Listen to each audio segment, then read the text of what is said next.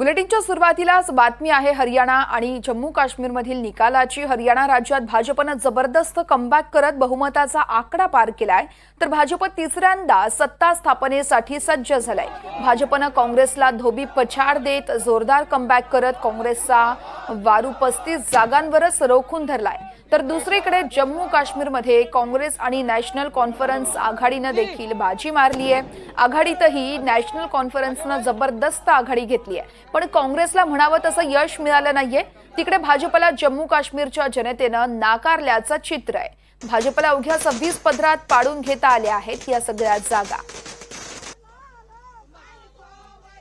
जम्मू काश्मीरमध्ये नॅशनल कॉन्फरन्सला बहुमत मिळालं आहे। नॅशनल कॉन्फरन्सला 42 जागांवर आघाडी मिळाली आहे। भाजपला जम्मू काश्मीरमध्ये 26 जागांवर आघाडी मिळाली आहे, तर काँग्रेसला 9 जागा आणि पीडीपीला फक्त 3 जागांवर आघाडी मिळाली आहे।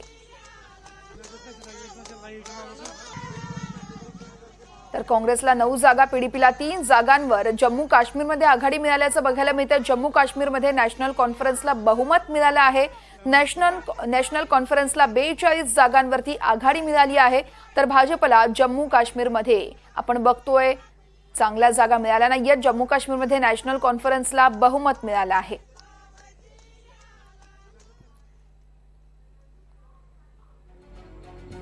जम्मू काश्मीरला खरं तर भाजपला जम्मू काश्मीरमध्ये 26 जागांवरच समाधान मानावं लागले। काँग्रेसला 9 जागा मिळाल्या आहेत, तर नॅशनल कॉन्फरन्स पार्टीला बहुमत मिळालं आहे।